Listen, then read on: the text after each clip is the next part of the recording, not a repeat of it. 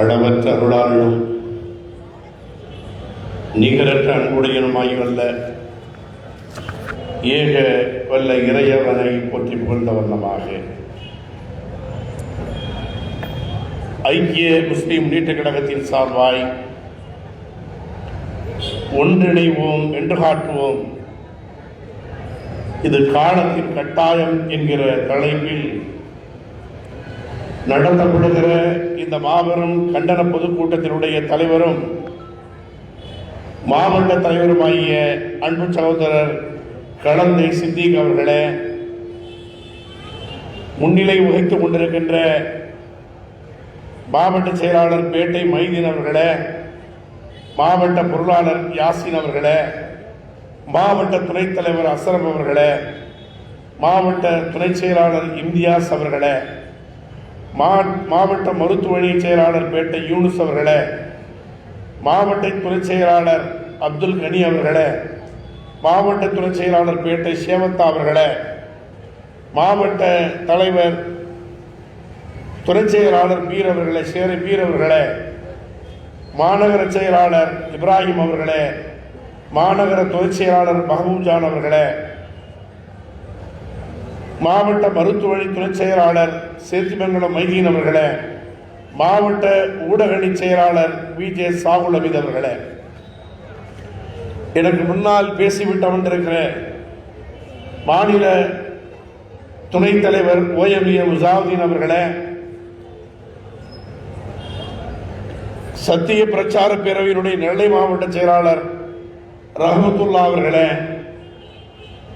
ஐக்கிய முஸ்லிம் முன்னேற்ற கழகத்தினுடைய ஊடக மாநில துணை செயலாளர் மாயவரம் பசீர் அவர்களே, மாவட்ட மாநகர நிர்வாகிகளே, இங்கே வருகின்றிருக்கிற பெரியவர்களே, தாய்மார்களே, என் நெஞ்சுக்கு நெருக்கமாக இருக்கின்ற இளைஞர் பட்டாளமே, உங்கள் அத்தனை பேருக்கும் முதல் கண் சலாத்தை சமர்ப்பிக்க கடமைப்பட்டிருக்கிறேன். அஸ்ஸலாமு அலைக்கும் வரஹ்மத்துல்லாஹி வபரகாத்துஹு. அன்பிற்கினிய சகோதரர்களே, ஒரு மிக மோசமான ஒரு காலகட்டத்திலே நாம் இன்றைக்கு வாழ்ந்து கொண்டிருக்கிறோம். நம்முடைய உயிர்களுக்கு உத்தரவாதம் இல்லை. இது தமிழ்நாட்டிலே அது போன்ற ஒரு அச்சுறுத்தல் இல்லாவிட்டாலும் இது அச்சுறுத்தல் இங்கே எப்பொழுது வரும் என்று எதிர்நோக்குகிற ஒரு சூழ்நிலையில தான் இன்றைக்கு நாம் எதிர்பார்க்க வேண்டியவர்களாக இருக்கிறோம். இன்றைக்கு கூட ஒரு 4-5 நாட்களுக்கு முன்னாலே ராஜஸ்தானை சார்ந்த 2 இளைஞர்கள் ராஜஸ்தானிலிருந்து கடத்தி கொள்ளப்பட்டு ஹரியானாவிலே அவர்களுடைய வாகனத்திலே வைத்து அவரை எரித்திருக்கிறார்கள். அவர்கள் செய்த குற்றம் என்ன? அவர் முஸ்லிம்களாய் பிறந்ததுதான் அவர்கள் செய்த குற்றம். இப்படிப்பட்ட சம்பவங்கள் இன்றைக்கு இந்தியாவிலே மிக சாதாரணமாக நடக்கக்கூடிய ஒரு சூழ்நிலையை நாம் பார்க்கிறோம். ஆனால் இப்படியெல்லாம் நடக்கிறது என்று அதை யாராவது ஒருவர் வெளியிலே இருப்பவர்கள் சொல்ல ஆரம்பித்தால் அப்படி சொல்லுகிறவர்களை தாங்கிக் கொள்ளுகிற சக்தி இல்லாதவர்களாக இன்றைக்கு ஆட்சியாளர்கள் இருக்கிறார்கள்.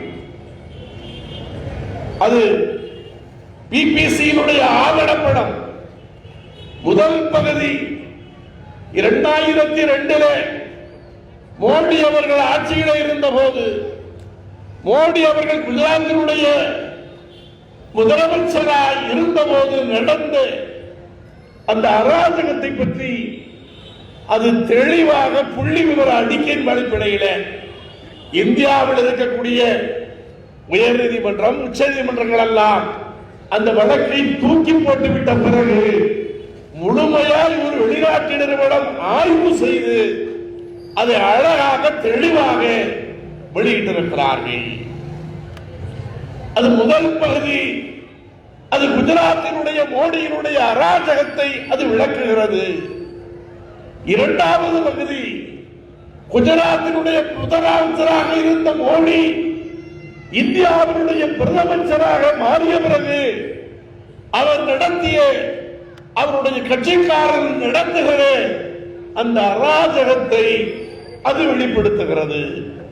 ஆகவே முதலமைச்சராக இருந்த மோடியும் பிரதம அமைச்சராக இருந்த மோடியும் முஸ்லிம்களை எவ்வாறு கருவறுத்தார்கள் என்பதை அந்த ஆவணப்படம் சொல்லுகிறது. அந்த ஆவணப்படத்திற்கு அவசரமாக இந்திய அரசு தடை செய்கிறது. ஆனாலும் அது ட்விட்டரிலே இல்லை, யூடியூபிலே இல்லை, முகநூலிலே இல்லை.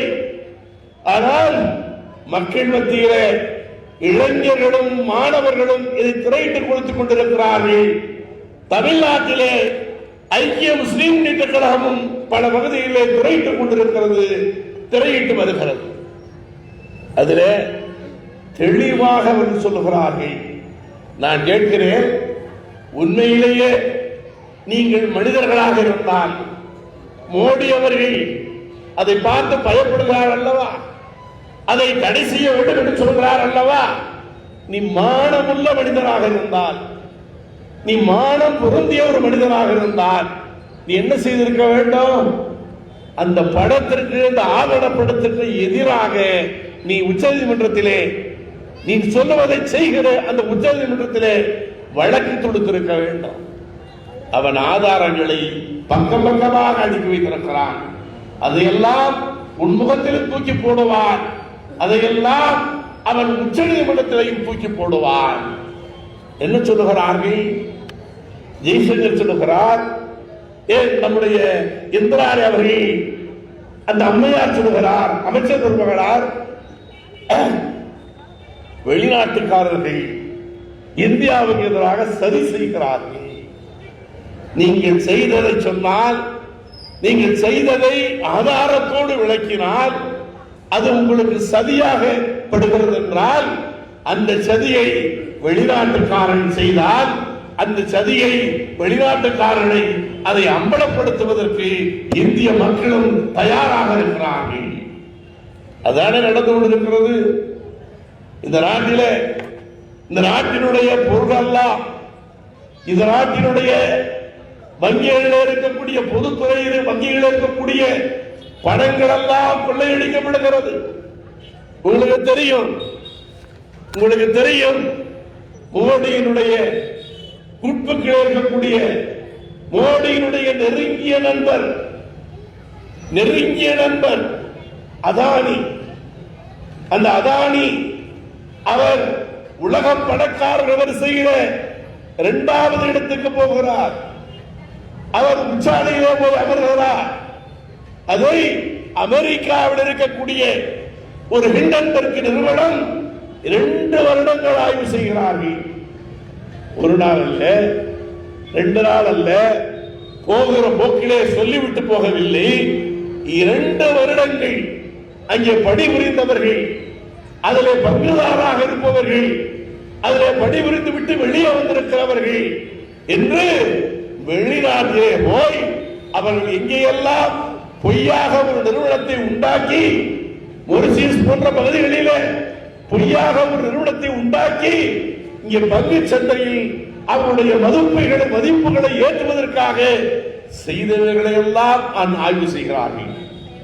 அந்த ஆய்வினுடைய முடிவில் அவன் தெளிவாக சொல்லுகிறான், அதானி செய்த பித்தலாட்டங்களை எல்லாம் அவன் அம்பலப்படுத்துகிறான். அம்பலப்படுத்திய பிறகு அதானியாலே பதில் சொல்ல முடியவில்லை.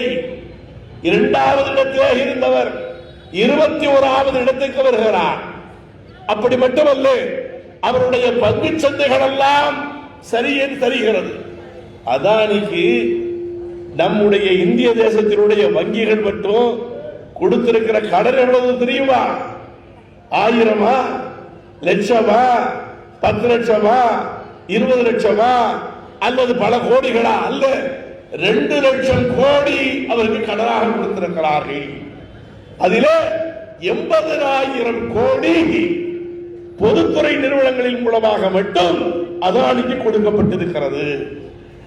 குறிப்பாக அதானிக்கு SBI, State Bank of India 21,375 கோடியை கடனாக தந்திருக்கிறார்கள். பஞ்சாப் நேஷனல் பேங்க் 7,000 கோடி, இண்டஸ்இண்ட் 14,000 கோடி என்று பொதுத்துறை நிறுவனங்கள் மட்டும் 80,000 கோடியை அவர்கள் கடனாக பெற்றிருக்கிறார்கள். அது இல்லாமல் இந்த நாட்டிலே பாதுகாப்பை கருத்திலே கொண்டு, மக்களுடைய பாதுகாப்பை கருத்தில் கொண்டு பண்டித ஜவஹர்லால் நேரு அவர்களாலே உருவாக்கப்பட்ட எல்ஐசி மட்டும் அவர்களுடைய தொழிலிலே முதலீடு செய்திருக்கிறார்கள் கணிசமான தொகையை. இன்னைக்கு நம்ம பேர் எல்ஐசியில இருந்தா அது சேஃப்டியா இருக்கும். ஸ்டேட் பேங்க்ல நம்முடைய டெபாசிட் இருந்தா அது சேஃப்டியாக இருக்கும் என்றெல்லாம் நாம் கருதி கொண்டிருக்கிறோம். எல்ஐசி நிறுவனம் இன்றைக்கு அதானியினுடைய கம்பெனிகளிலே பல 1000 கோடிகளை, லட்சம் கோடிகளை இன்றைக்கு முதலீடு செய்திருக்கிறார்கள். அவைகளெல்லாம் யார் அப்பனுடைய சொத்து? மோடி அப்பனுடைய சொத்தா அல்லது இங்க இருக்கிற அண்ணாமலையின் அப்பனுடைய சொத்தா?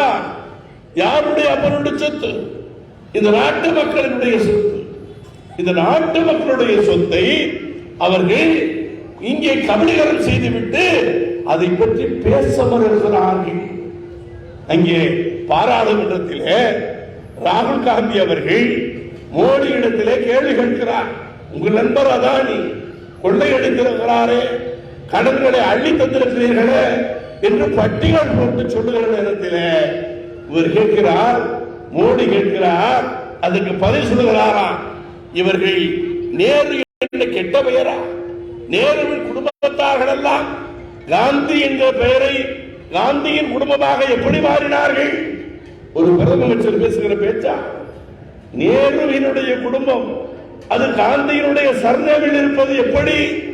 இந்த ஆய்வு அன்றைக்கு தீவித்துக் கொண்டிருந்த மரியாதைக்குரிய மோடி அவர்களுக்கு தெரியவில்லை. பிரதம அமைச்சராக ஆக்கிய பிறகு அவர் எழுப்புகிற கேள்வி. ஆகவேதான் அது மட்டுமல்ல, இன்றைக்கு ராகுல் காந்தியும் கார்கே அவர்களும் பேசிய பேச்சினுடைய அதானியினுடைய பெயர்கள் வருகிற இடங்கள் எல்லாம் பாராளுமன்றத்தினுடைய குறிப்பேட்டுகளில் இருந்து அகற்றப்படுகிறது. இந்த பித்தலாட்டக்காரர்கள், இந்த அயோக்கியர்கள் அவர்களை பாராளுமன்றத்தின் மூலமாய் அம்பலப்படுத்துகிற நேரத்தில் உண்மை செய்திகளை கூட அங்கே மறைக்க எத்தனிக்கிறார்கள் என்பதை நீங்கள் பார்க்க வேண்டும். ஆகவே அன்புக்குரிய சகோதரர்களே, இப்படிப்பட்ட மோடியின் ஆட்சிதான் இன்றைக்கு நடந்து கொண்டிருக்கிறது. 2024 இன்றைக்கு தேர்தல் வரப்போகிறது. மோடிக்கு ஒரு பயம் வந்து விட்டது, பிஜேபிக்கு பயம் வந்து விட்டது. இந்துக்களினுடைய ஓட்டு அதானியால் வடக்கே நமக்கு கிடைக்காது. ஆகவே இவருடைய பார்வை முஸ்லிம்கள் பக்கம் சாய்கிறது. முஸ்லிம்கள் பக்கம் சாய்வது எப்படி? இன்றைக்கு இந்த நாட்டை நாசப்படுத்திய RSS தலைவர் முஸ்லிம்களை அவர்கள் இந்த நாட்டினுடைய குழந்தைகள், இந்த நாட்டினுடைய குடிமக்கள், அவர்களும் முஸ்லிம்களும் இந்த நாட்டிற்காய் பாடுபட்டவர்கள் என்று இன்றைக்கு திருவாய் மறுகிறார். மோடி சொல்லுகிறார், முஸ்லிம்களை யாரும் ஏசக்கூடாது, முஸ்லிம்களை யாரும் விமர்சிக்க கூடாது என்று இப்பொழுது மோடி சொல்கிறார். தேர்தல் வருகிற நேரத்திலே தான் மேலேயும் கீழே இருப்பவர்களுக்கெல்லாம் முஸ்லிம்களுடைய ஞாபகம் வருகிறது, முஸ்லிம்கள் பற்றி ஒரு புரிதல் தெரிகிறது. இன்றைக்கு தமிழ்நாட்டிலே 10 முஸ்லிம் தலைவர்களை தேர்வு செய்து அவரிடத்திலே இன்றைக்கு பிஜேபி அரசு என்ன செய்தால், பிஜேபி அரசு என்ன செய்ய வேண்டும் என்று நீங்கள் கருதுகிறீர்கள்? அப்படி நாங்கள் அதை செய்தால் நீங்கள் பிஜேபியை ஆதரிக்கிறீர்களா என்று ஒரு சர்வே எடுக்க சொல்லி உத்தரவு வந்து என்னிடத்திலும் வந்தார்கள். நீங்கள் என்ன நினைக்கிறீர்கள்? பிஜேபியை ஆதரிப்பதாக இருந்தால் என்ன செய்ய வேண்டும்? இல்லை வேலூர் இப்ராஹிம் மாதிரி உங்களுக்கு ஏதாவது பணத்தை தந்தால் போதுமா அல்லது பதவி தந்தால் போதுமா என்றெல்லாம் அவர்கள் கேட்காமல் என்ன செய்ய வேண்டும் என்று கேட்டார்கள். நான் தெளிவாக சொன்னேன், எங்களுக்கு அதிகமான கோரிக்கைகள் இல்லை. முஸ்லிம்களுடைய கோரிக்கை பாபர் மசூதி இருந்த இடத்திலே மீண்டும் பாபர் மசூதியை எழுப்ப வேண்டும். எழுப்புவது மட்டுமல்ல, நாட்டு மக்களிடத்திலே உலமாக்களும் முஸ்லிம்களிடத்திலே மன்னிப்பு கேட்க வேண்டும். அப்படி செய்தால் நீங்கள் CIA, NRC போன்றவர்களிடத்திலே உங்களுடைய பிரேரணைகளை நீங்கள் மாற்றி வைத்தால் இறந்து போன கொல்லப்பட்ட எங்கள் சகோதரர்களுக்கு அந்த குடும்பத்தாருக்குரிய இழப்பீட்டுகளை செய்து பொதுவாகவே முஸ்லிம்களிடத்திலே நீங்கள் மன்னிப்பு கேட்டால் நாங்கள் பரிசீலிக்கலாம் என்று சொன்னேன். பாபர் மசூதி அவர்கள் தரப்போவதில்லை. அங்கே அவர்கள் ராமர் கோவிலை அவசரமாக கட்டிக் கொண்டிருக்கிறார்கள். அல்லாஹ் சுப்ஹானஹு வ தஆலா நினைச்சா நீ எதையெல்லாம் கட்டுகிறியோ அதையெல்லாம் அவன் துருக்கியும் சிரியாவிலையும் உலுக்கியதுபோல் உலுக்கி விடுவான் என்பதை இந்த அயோக்கியர்கள் புரிந்து கொள்ள வேண்டும். ஒரு நிமிடம் நாம தக்வாதாரியாக இருந்தால், நாம இரையச்சம் உள்ளவர்களாக இருந்தால், இந்த முஸ்லிம்கள் இரையச்சம் உடையவர்கள், அவர்கள் தக்வாதாரிகள், இறை நம்பிக்கையில் உறுதியாக இருக்கிறார்கள் என்றால் அல்லாஹ் சுப்ஹானஹு வ தஆலா அந்த அற்புதத்தை அவன் நிகழ்த்தி காட்டுவான். இவர்களெல்லாம் நமக்கு பிச்சை கொடுக்க வேண்டிய அவசியம் இல்லை, நாம் போய் அழிக்க வேண்டியது இல்லை. அப்படியே உள்வாங்கிவிட்டால் எல்லாம் அழிந்துவிடும் என்பதை நீங்கள் ஞாபகத்திலே வைத்துக் கொள்ளுங்கள். இன்றைக்கு இருக்கக்கூடிய மத்திய ஆட்சியாளர்கள் அவர்கள் இன்றைக்கு முஸ்லிம்களை மட்டுமல்ல ஏழை எளிய மக்களை சுரண்டி கொண்டிருக்கிறார்கள். அப்படி சுரண்டி கொண்டிருப்பவரிடத்தில் இங்க இருக்கக்கூடிய ஆட்சியாளர்கள் அவர்களை எதிர்க்கிறார்கள். திராவிட முன்னேற்ற கழகத்தினுடைய ஆட்சியாளர்கள் எதிர்க்கிறார்கள். ஆனால் அவர்கள் எதையெல்லாம் செய்தார்களோ அதைத்தான் இவர்களும் திரும்ப செய்து கொண்டிருக்கிறார்கள். 2021 தேர்தலுக்கு முன்னாலே திராவிட முன்னேற்ற கழகம் என்ன வாக்குறுதி தந்தது முஸ்லிம்களுக்கு? எங்களை ஆட்சிக்கு வர சொல்லுங்கள். நான் சந்தித்து அவரிடத்திலே கோரிக்கை மனுவை தருகிற நேரத்திலே அவர் சொல்லுகிறார், என்னை முதலிலே ஆட்சிக்கு வர சொல்லுங்கள், என்னை ஆட்சிக்கு வருவதற்கு நீங்கள் உழையுங்கள், அதன் மூலமாக நான் ஆட்சிக்கு வந்தால் உங்களுடைய கோரிக்கை சிறைவாசிகள் விடுதலை எல்லாம் நான் தெளிவாக செய்து தருவேன் என்கிற உத்தரவாதத்தை மரியாதைக்குரிய இந்த நாட்டினுடைய முதலமைச்சர் என்னிடத்திலே தந்தார், மக்களிடத்திலே தந்தார், மக்களிடத்திலே பிரச்சாரங்களின் மூலமாக தந்தார். ஆனால் இன்னைக்கு என்ன நடந்து கொண்டிருக்கிறது? நாங்கள் அவர்களை எல்லாம் ஜனாசாக்களாக பார்க்க வேண்டிய சூழ்நிலைக்கு நீங்கள் தள்ளியிடப்படுகிறீர்கள்.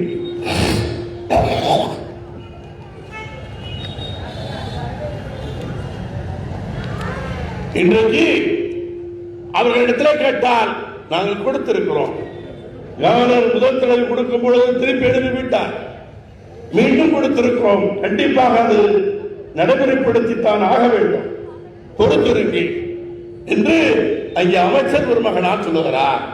கடந்த ஜனவரி மாதம் 5ஆம் தேதி சிறைத்துறை அமைச்சர் மரியாதைக்குரிய என் நண்பர் ரகுபதி அவர்களை சந்தித்து கோரிக்கை மனு வைத்தோம்.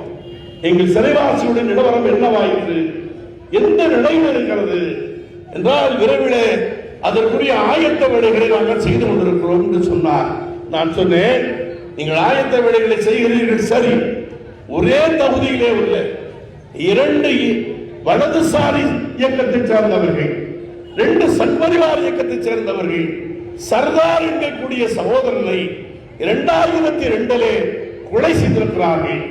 அவர்களை கருணையின் அடிப்படையில் 10 ஆண்டுகளுக்கு மேல் இருக்கிறார் என்பதற்காக நீங்கள் 798, 802 ஜீவோவின் அடிப்படையிலே வெளியிட்டிருக்கிறீர்கள்.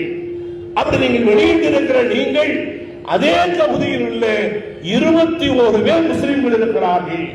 மொத்தம் 38 குண்டுவெடிப்பு கைதிகள் 37 பேரை நீங்களாக 21 பேர் இருக்கிறார்கள். நான் சொல்லுகிற நேரத்தில் 21. அதற்கு பிறகு சகோதரன் அபுதாகிர் இருந்து விட்டார், அது 20 ஆகிவிட்டது. அப்படி 21 பேர் இருக்கிறார்கள்.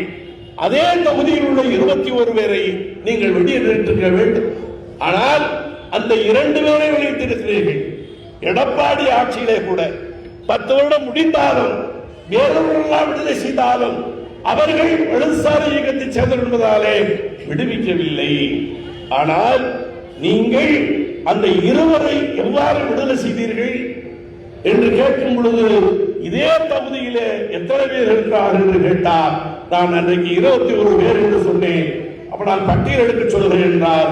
நீங்கள் ஒன்றும் எடுக்க சொல்ல வேண்டாம், நானே தருகிறேன் என்று அந்த பட்டியல் 21 பேருடைய பட்டியலையும் அமைச்சரிடத்திலே கொடுத்திருக்கிறேன். அது மட்டுமல்ல, நேற்றைக்கு அவருடைய முதன்மை செயலாளத்திலே பேசினேன். என்ன நான் கொடுத்திருந்தோமே, அது நிலவரம் என்ன, அது ஏதாவது பரிசீலிக்கப்பட்டதா என்று கேட்கும் பொழுது அமைச்சரும் 2-3 நாட்களுக்கு முன்னாலே எங்களிடத்தில் கேட்டார். இன்ஷா அல்லாஹ் இது ஒரு வாரத்திலே அது பற்றிய விவரங்களை தருவோம் நாங்கள் என்று ஒரு உத்தரவாதத்தை தந்திருக்கிறார். ஆனால் அதை பற்றிய ஒரு அறிவிப்புகள் ஆத்மநாதன் கமிஷன் என்று 2021 டிசம்பரிலே போட்டார். அந்த ஆத்மநாதன் கமிஷன் என்ன அறிக்கை தந்திருக்கிறது என்பது கூட இதுவரை மக்களிடத்தில் வெளிப்படுத்தவில்லை. எங்கே 2021 டிசம்பரிலே போட்டார்கள். இவைகளை எல்லாம் கொடிட்டு நாம் மேடைகளை பேசிக்கொண்டு மட்டுமல்ல, இதை அரசு அதிகாரிகளிடத்திலேயும் அமைச்சரிடத்திலேயும் போய் இப்படியெல்லாம் நடந்து கொண்டிருக்கிறது, ஆவண செய்யுங்கள் என்று நாம் கேட்டிருக்கிறோம். அது மட்டுமல்ல, திருப்பூரிலே கூடிய தலைமை நிர்வாக குழுவிலே கூட வருகிற ரமலான் வரை இந்த சிறைவாசிகள் விஷயத்திலே நாம் அரசு அதிகாரிடத்திலே போய் சந்தித்து அவரிடத்தில் அதன் மூலமாக பெற வேண்டிய பதில்களை பெற்று அவர் விடுதலைக்காக நாம் உழைக்க வேண்டும். அதாவது ரம்ஜானுக்கு பிறகு நாம் களத்திலே இந்த சமுதாயத்தை ஒன்று திரட்டி நாம் சிறைவாசிகளுக்காக களம் காண வேண்டும் என்பதை நாம் தீர்மானமாக இன்றைக்கு நாம் எடுத்து அதன் அடிப்படையிலே இன்றைக்கு நாம் செயல்பட்டுக் கொண்டிருக்கிறோம். அன்பு சகோதரர்களே, இன்றைக்கு சமுதாயத்தினுடைய தேர்தல் வருகிற நேரத்திலே நம்ம எல்லாம் அரவணைக்கிறவர்கள், நம்ம எல்லாம் உச்சி முகர்கிறவர்கள், நம்ம எல்லாம் நீங்கள் தான் எங்களுடைய இதய கழிகள் என்று சொல்லுகிறவர்கள், தேர்தலுக்கு பின்னால் நம்ம எல்லாம் மறந்து விடுகிற ஒரு சூழலை நாம பார்க்கிறோம். இன்றைக்கு கூட இங்க பாருங்கள், இங்கே சட்டமன்ற உறுப்பினர் ஒரு முஸ்லிம் தான் இருக்கிறார். ஆனால் இன்றைக்கு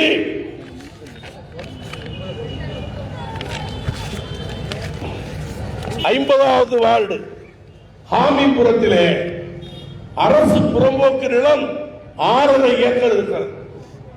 இது இந்த கூட்டத்தின் வாயிலாக இந்த மக்கள் நமக்கு தந்திருக்கிற அந்த கோரிக்கையை நான் சொல்லுகிறேன். இன்றைக்கு 50வது வார்டு ஹாமிபுரத்திலே அரசு புறம்போக்கு நிலம் 6.5 ஏக்கர் இருக்கிறது. அந்த 6.5 ஏக்கர் இடத்தை அதாவது ஹாமிபுரத்திலே 5வது வரைதான் அங்கே படிக்க முடியும். 6வதுக்கு படிக்க வேண்டும் என்றால் அது ஆணாக இருந்தாலும் சிறு பெண் குழந்தையாக இருந்தாலும் நாம் வெளியே தூரத்திற்கு அனுப்பி படிக்க வைக்க வேண்டியிருக்கிறது. ஆகவே ஹாமிபுரத்திலேயே அரசு மேல்நிலை பள்ளியை அது உண்டாக்க வேண்டும் என்கிற கோரிக்கையை இன்றைக்கு நாம் இந்த இடத்திலே இந்த மக்களின் சார்பாக வைக்கிறோம். ஹாமிபுரத்தில் ஒரு மேல்நிலை பள்ளியை அரசினுடைய நிலம் இருக்கிறது, கார்பரேஷன் லிமிட்ல இருக்கிறது. அது ஒரு 6.5 ஏக்கர். அந்த 6.5 ஏக்கரை அரசு அப்படியே விட்டுவிட்டால் யாராவது அட்டையை போட்டுருவாங்க. இப்ப அரசு நிலங்களை தனியார் சொத்துக்களையே இன்றைக்கு தாம் பேர்ல பட்டா போட்டு அதை தான் அவங்களே கொடுத்த மாதிரி எல்லாம் எழுதுறதுக்கு ரொம்ப பேர் இருக்காங்க. அப்ப அரசு நிலம் என்பது அது என்னமோ அதாவது கேட்பாரத்து கிடப்பது மாதிரி. அது எவனாவது ஒருத்தன் பட்டா போட்டுட்டு ஏன் இடம்தான் சொல்றதுக்கு முன்னாடி அப்ப இனிமே அதை யார் செய்வா? அதிகாரத்தில் உள்ளவங்க தான் செய்வான். அந்த 6.5 ஏக்கரை எப்படா அட்டையை போடணும்னு அதிகாரத்தில் உள்ளவன் இன்றைக்கு எதிர்பார்த்து கொண்டிருப்பார்கள். ஆகவே அந்த 6.5 ஏக்கரில் அரசாங்கம் உடனடியாக இந்த சட்டமன்ற உறுப்பினருடைய கவனத்துக்கு கொண்டு வருகிறோம். அந்த 6.5 ஏக்கர் இடத்தில் உடனடியாக ஒரு மேல்நிலை பள்ளியை மேலப்பாளையத்தின் ஹமிதியாபுரம் மக்களுக்காக உருவாக்க வேண்டும் என்று கோரிக்கை வைக்கிறோம்.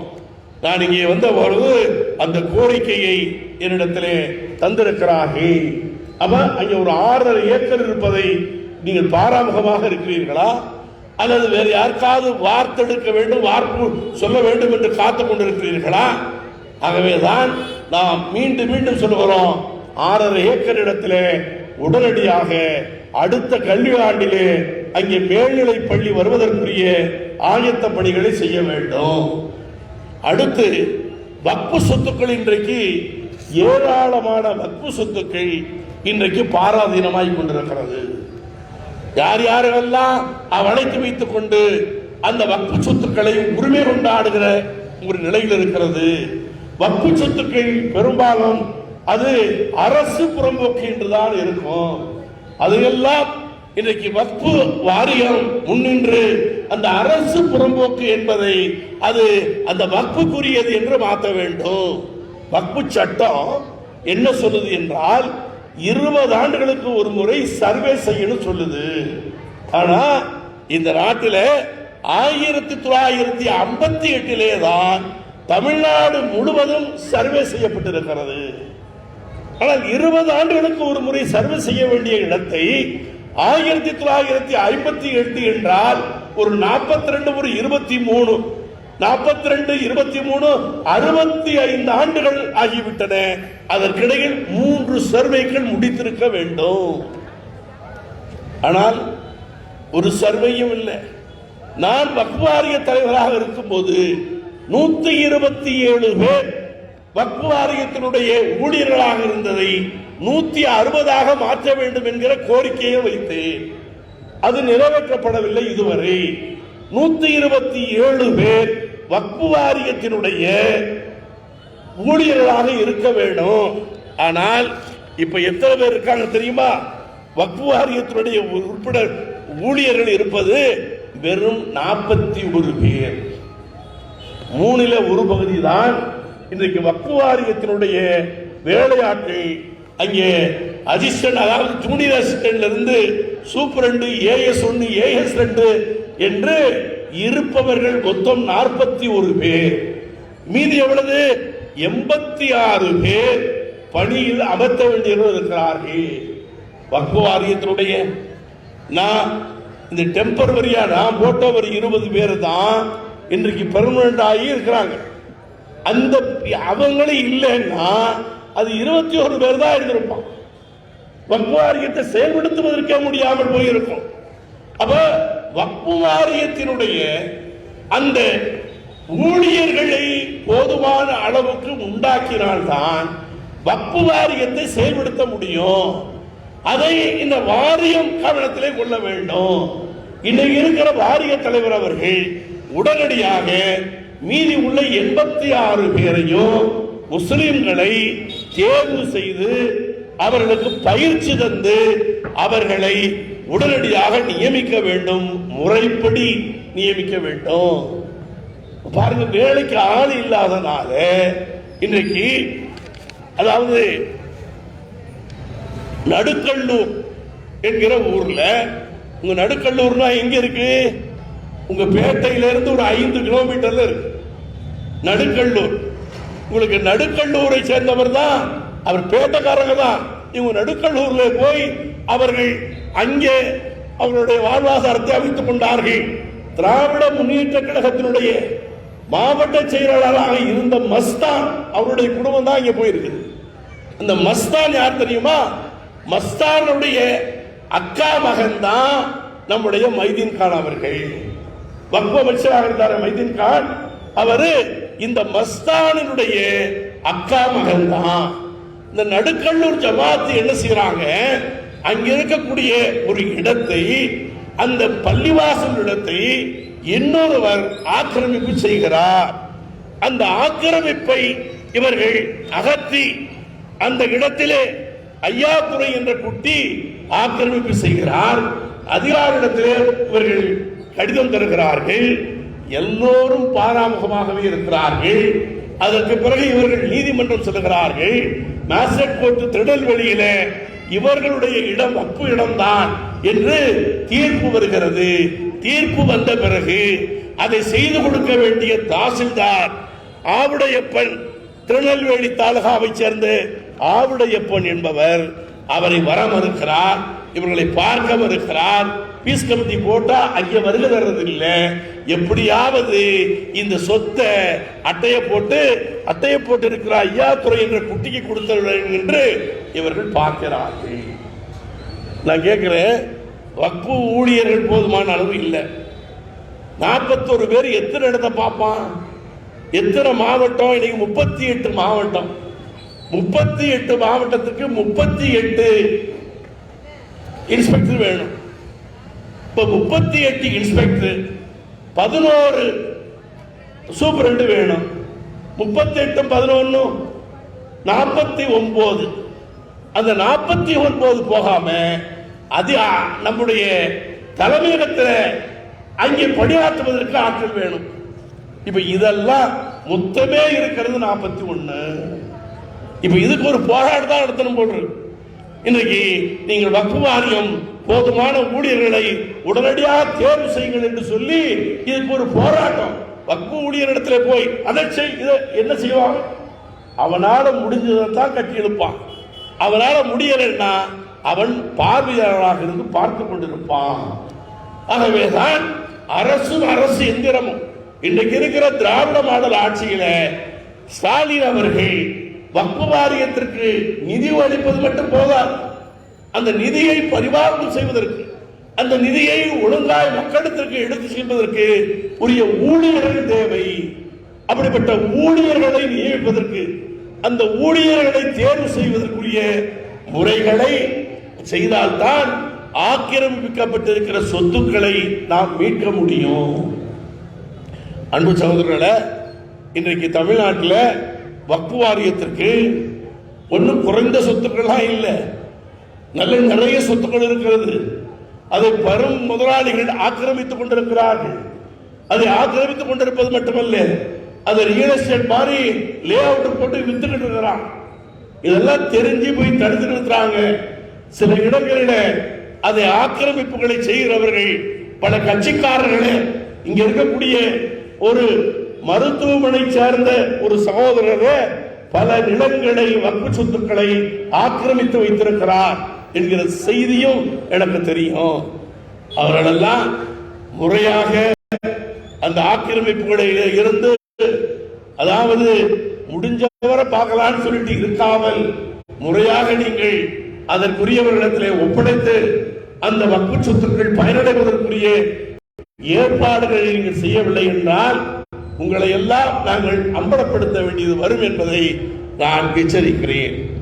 வக்ஃபு சொத்துக்களை, அதாவது உங்களுக்கு தெரியும், நம்முடைய திருச்சியில பீமநகர்ல ஒரு தர்கா இருக்கு. அந்த தர்காவுடைய சொத்து எவ்வளவு தெரியுமா? 10,000 ஏக்கரை இந்திய அரசாங்கம் எடுத்திருக்கிறது. அந்த 10,000 ஏக்கரிலே தான் இங்கே பெல் என்று சொல்லப்படுகிற பிஎச்எல் பெல் என்று சொல்லுகிற திருவரும்பூரில் இருக்கக்கூடிய அந்த தொழிற்சாலை இருக்கிற இடம், இங்கே நத்தர்சா தர்காவுடைய இடம். துப்பாக்கி தொழிற்சாலை இருக்கிற இடம் நத்தர்சா தர்காவினுடைய இடம். பாரதிதாசன் பல்கலைக்கழகம் இருக்கிற இடம் நத்தர்சா தர்காவினுடைய இடம்.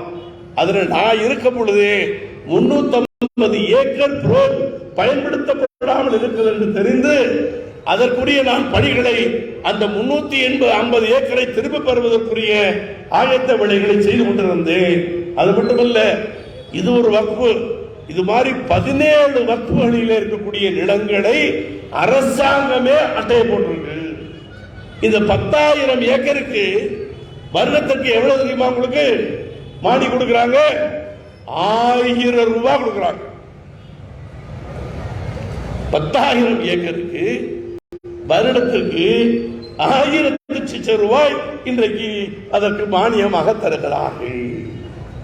இதுதான் முஸ்லிம் சொத்துனா அது எப்படி வேணாலும் அட்டையை போடலாம் என்பதை மக்களும் நினைக்கிறார்கள், ஆட்சியாளர்களும் நினைக்கிறார்கள், அரசு அதிகாரிகளும் நினைக்கிறார்கள், அரசியல் கட்சிக்காரர்கள் நினைக்கிறார்கள் என்று பார்க்கும் பொழுது யாராவது ஒருத்தர் அந்த வக்ஃபுல இருந்து போராடினால் மட்டும்தான் அது நமக்கு கைப்படுத்த முடியும் என்பதை நாம் பார்த்துக் கொண்டிருக்கிறோம்.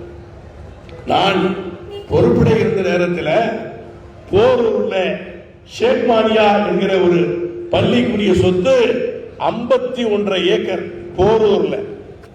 அந்த சொத்தை எனக்கு முன்னால் இருந்த மிகவும் கிளீன் ஹேண்ட் என்று சொல்லப்பட்ட பத்ர் சயீத் அம்மையார் உச்ச நீதிமன்றத்தில் இது வக்ஃபு சொத்து இல்லை என்று அவர்கள் தாக்கல் செய்திருந்தார்கள்.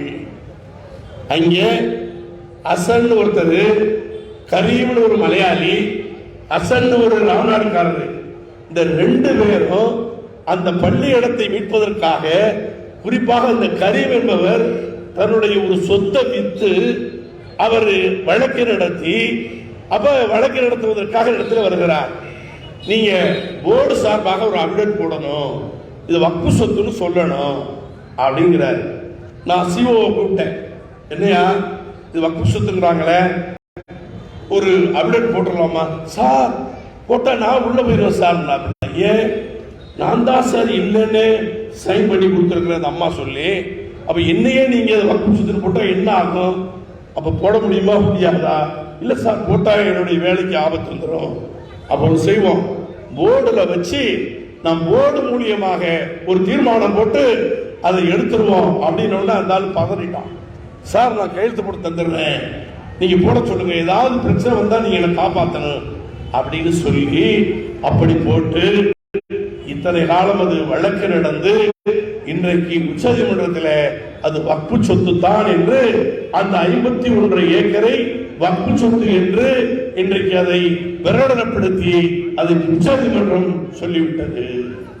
ஆனா நம்ம வாரியம் இதுவரை அதை கையகப்படுத்தவில்லை. வாரியத்தினுடைய தலைவர் ஒரு முறை என்னை பார்ப்பதற்காக ஒரு மகனுடைய திருமணத்திற்காக அழைப்பு கொடுப்பதற்கு வந்த நேரத்திலே ஷேக்மானியம் பள்ளியினுடைய வழக்குகள் உச்ச நீதிமன்றத்திலே முடிந்து விட்டது, இப்ப நம்ம அதை கைப்பற்ற வேண்டியதுதான் பாக்கி, அதை செய்யுங்கள் என்று சொல்லுகிற நேரத்தில் பார்க்கலாம் என்று போனவர் இன்றைக்கு ஏறக்குறைய ஒரு ஆண்டு முடிய போகிறது. இதுவரை அவர்கள் எதையும் செய்யாமலேயே இருந்து கொண்டிருப்பதை நாம பார்க்கிறோம். நம்முடைய சொத்தை நம்ம பாதுகாக்கலன்னா, அதுக்குரிய ஆயத்த வழிகள் நம்ம செய்யலன்னா யாரு அதை காப்பாற்ற முடியும்? இங்க கூட இந்த சகோதரர் விடிஎஸ்னுடைய சொத்துக்கள் அது வக்ஃபு சொத்து அல்ல, அது வக்ஃபு சொத்துன்னு நினைச்சுக்கிட்டு ரொம்ப பேர் என்கிட்ட அப்பவே சொன்னாங்க. அது வக்ஃபு சொத்து அல்ல, அவர்களுடைய மூதாதையர்கள் செய்து வைத்த சொத்து. அது அந்த சொத்தில் அவர்கள் அனுபவித்துக் கொள்ளலாம். குறிப்பிட்ட அளவிற்கு அந்த மூதாதையர்கள் என்ன எழுதி வைத்திருக்கிறார்களோ அந்த கிரிகையில மட்டும்தான் அவர்கள் செய்யணும். அது தெரியாம அந்த வக்ஃபுல் அவுலாத் என்று சொல்லுகிற சொத்தை அந்த வக்ஃபுல் அவுலாத் சொத்து, வக்ஃபு சொத்து அவங்க ஆக்கிரமிச்சிருக்கிறாங்க, அவங்க தான் வாடகை வாங்குறாங்க, அவங்க தான் தீங்கிறாங்க அப்படின்னு என்கிட்ட அப்ப சொன்னாங்க. அப்ப என்னன்னு எடுத்து பார்க்கும் பொழுது அது வக்ஃபுல் அவுலாத். அப்ப அதை அனுபவிக்கிற உரிமை அது யாருடையது? அவர்கள் மூதாதையருடையது. அவர் யாரோ இங்க கொடுத்ததல்ல, அவர்களுடைய மூதாதையர்கள் அதை அது பாராதீனமாயிடக்கூடாது என்பதற்காக அதை வக்ஃபாக்கி வக்ஃபுல் அவுலாத்தாக்கி அதுல இந்த கிரிகைகள் நீங்கள் செய்யணும் வருடத்துக்கு ஒரு முறை என்று சொல்லிவிட்டு போயிருக்கிறது தவிர அதை அனுபவிப்ப அதை விற்க மட்டும் முடியாது. வித்தா அதுக்கு தப்பு, விற்காமல் அதை அனுபவிக்கிறது, அதை டெவலப் பண்றது, இதையெல்லாம் அவர்கள் செய்யலாம். அதனால் வக்ஃபு என்ன, வக்ஃபுல் அவுலாத் என்றால் என்ன என்பதை இந்த சமுதாயம் புரிந்து கொண்டு வக்ஃபு சொத்துக்களை காப்பாற்றுவதில், வக்ஃபு சொத்துக்களுக்காக நாம் நம்முடைய முனைப்புகளை காட்ட வேண்டும் என்று கேட்டு, அன்புக்குரிய சகோதரர்களே, நாம எல்லாம் அல்லாஹ் எப்படி ரசூல் ஸல்லல்லாஹு அலைஹி வஸல்லம் அவர்கள் பத்ர் யுத்தத்தில் இருக்கும் பொழுது 317 பேர் போரிடும் போது ஆயிரக்கணக்கான குறைஷிகளை எதிர்க்க அல்லாஹ் சுப்ஹானஹு வ தஆலா மலக்குமார்களை அனுப்பி அவர்களை உதவியாக இங்கே அந்த வெற்றியை பத்ர் யுத்தத்தில் வெற்றி தந்தது போல இந்த கீழ இருக்கக்கூடிய இந்த உம்மத்துகள் என்ன நினைச்சிட்டு இருக்காங்க? அல்லாஹ் பார்த்துக்குவான், அல்லாஹ் பார்த்துக்குவான், அல்லாவே எல்லாத்தையும் பார்த்துக்குவான். நான் கேட்கிறேன், அல்லாஹ் பார்த்துக்குவான்னு சொல்லிட்டு நீ வீட்டில் படுத்தியன்னா அல்லாஹ் நீ போ பணியாற்று, உனக்கு நான் உறுதுணையாக இருப்பேன்னு சொல்றான். அப்ப அல்லாஹ் சொல்லுகிற அந்த கட்டளையை நான் நிறைவேற்ற வேண்டும். இந்த சமூகம் எனக்கு முன்னால் பேசிய ரஹ்மத்துல்லா சொன்னார், தொழுகை இல்லை. நம்ம இங்க கூட பாங்க சொல்லிட்டாங்க, இப்ப நாங்க கூட உட்கார்ந்துருக்கலாம். ஏன்னா நான் விடிவுக்காரன், நான் போய் பிறகு தொழுதுக்கலாம் ஜம்மு. அதனால ஒரு நாள் ரொம்ப பேர் உட்கார்ந்துருந்தீங்க. அப்போ ஒரு முஸ்லீம் என்ற அடையாளம், முஸ்லீம் என்கிற அடையாளம் முதலிலே புரிந்து கொள்ளுங்கள். அவன் தொழுகையாளியாக இருக்கணும். முதலிலே ஈமான் கொள்ளணும், கலிமா சொல்லணும், கலிமாவை உள்வாங்கணும், அல்லாஹ் ஒருவன் என்று நம்பணும், அவனுடைய திரு தூதர் ரசூல் ஸல்லல்லாஹு அலைஹி வஸல்லம் அவர்கள் என்று சாட்சி சொல்லணும். அடுத்து வருகிறது தொழணும். தொழாதவன் முஸ்லீம் இல்லை. அது முஸ்லீம் ஆட்சியாக இருந்தால், நல்லா கவனிச்சுக்கணும், முஸ்லீம் ஆட்சியாக இருந்தா நீ வாழ எடுத்துட்டு போக முடியாது. இமாரத் யார் இடத்தில் இருக்கிறதோ அவங்க தான். முஸ்லீம் ஆட்சியாக இருந்தால் ஒருவன் 3 நாள் தொழாமல் இருந்தால் அவனை சிரச்சேதம் செய்வதற்கு அதிகாரம் இருக்கிறது. அப்ப தொழுகையினுடைய வலிமையை இந்த சமுதாயம் உணரவில்லை. இஸ்ரேல ஆண்டு கொண்டிருந்த ஒரு பெண், அந்த அம்மா என்னமோ பேர் சொல், நல்ல பேர் அது. அந்த அம்மா இடத்துல போய் பாலஸ்தீனம் யுத்தத்தை பற்றி எல்லாம் பேசி இப்படி ஒரு முஸ்லீம்கள் விழித்துக் கொண்டார்களே, அப்ப நம்ம சிறிய நாடு, நம்ம இப்படி உட்கார்ந்துருக்கிறோமே, நமக்கு என்ன ஆகுன்னு கேட்கும்போது கவலைப்படாதீங்க. முஸ்லீம்கள் வெள்ளிக்கிழமை கூடுவது போல அவர்கள் சுபு தொழுகைக்கு கூடினால் அப்பொழுது நீங்கள் அச்சப்படுங்கள், அதுவரை நீங்கள் அச்சப்பட தேவையில்லை என்று இஸ்லாத்தை எதிர்க்கிற பெண்மணி, இஸ்லாத்திற்கு எதிரியாக இருக்கிற பெண்மணி புரிந்திருக்கிறார். நீங்கள் சுபு தொழுகைக்கு என்றைக்கு நீங்கள் வெள்ளிக்கிழமை கூடுகிறீர்களோ அதுபோல் சுபு தொழுகைக்கு என்றைக்கு அவர்கள் கூடுகிறார்களோ அன்றைக்குத்தான் நீங்கள் பயப்பட வேண்டும், அதுவரை நீங்கள் பயப்பட தேவையில்லை என்று அந்த இஸ்ரேலிய பிரதமர் சொன்னதை நான் உங்களுக்கு ஞாபகப்படுத்துகிறேன். கிழவர்கள் தான் சுபு தொழுவணும், குமரர்கள் தொழ வேண்டியது இல்லை, இளைஞர்கள் தொழ வேண்டியது இல்லை, வயோதிகர்கள் மட்டும்தான் சுபு தொழுவணும் அப்படி என்று நினைத்துக் கொண்டிருக்கிற ஒரு சமூகம் அது நாசமாய் போய்விடும் என்பதை ஞாபகத்தில் வைத்துக் கொள்ளுங்கள். அல்லாஹ்வுடைய அந்த அல்லாஹ்வினுடைய கிருபை, அவனுடைய ரஹ்மத், அவனுடைய பரக்கத் நமக்கு வர வேண்டும் என்றால் நாம் முதலில் உண்மையான முஸ்லீமாக வாழ எத்தனிக்க வேண்டும். அவனை குறை சொல்லி இவனை குறை சொல்லி அவன் அப்படி போயிட்டா இதெல்லாம் வேலை இல்லை. முதலில் நீ உன்னை சுத்திகரிப்பு செய், நீ முஸ்லீமாக வா, நீ தக்குவாதாரியாக வா. அந்த தக்குவாதாரியாக வந்த பிறகு நீ இஸ்லாத்துக்காக குரல் கொடுப்பதற்கு நீ வா. அப்பொழுது நாம் போரிடுவோம், சகிதாவோம், மறுமையில் சொர்க்கம் கிடைக்கும். அதுவரை நீங்கள் முஸ்லிம்களாக மாறுவதற்கு எத்தனைகள் என்று கூறி வாய்ப்புகள் என்று கூறி விடுவிக்கிறேன். ஆகிரிதமானாக அல்ஹம்துலில்லாஹி ரப்பில் ஆலமீன்.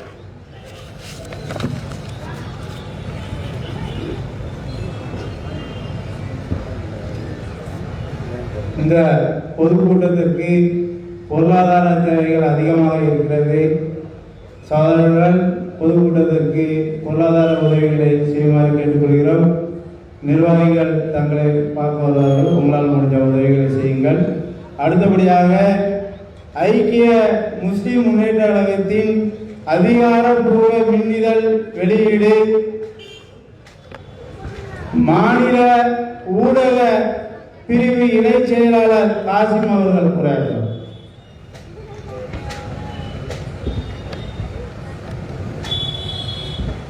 அஸ்ஸலாமு அலைக்கும் வரஹ்மத்துல்லாஹி வபரகாத்துஹு. அன்பிற்கினிய சகோதரர்களே, சகோதரிகளே, கடுமையான கட்டுப்பாட்டுக்கு பிறகு நடந்த இந்த பொதுக்கூட்டம் சிறப்படைய செய்த எல்லாம் அல்ல அல்லாஹ்வுக்கே எல்லா புகழும்.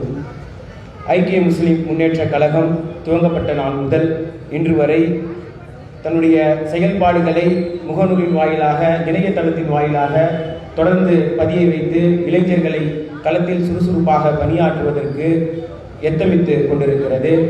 அந்த அடிப்படையில் நம்முடைய குரலை நசுக்க நினைக்கும், நம்முடைய குரலை ஒடுக்க நினைக்கும் அதிகார வர்க்கத்திற்கும் நம்முடைய குரலை நசுக்கிவிடலாம் என்று எண்ணி தொடர்ந்து பணியாற்றி கொண்டிருக்கும் அனைவருக்கும் சிம்ம சொப்பனமாக திகழ்வதற்கு ஐக்கிய முஸ்லிம் முன்னேற்ற கழகத்தினுடைய அதிகாரப்பூர்வ மின்னிதழ் வெளியீடு இன்ஷா அல்லாஹ் இப்பொழுது நடைபெறும்.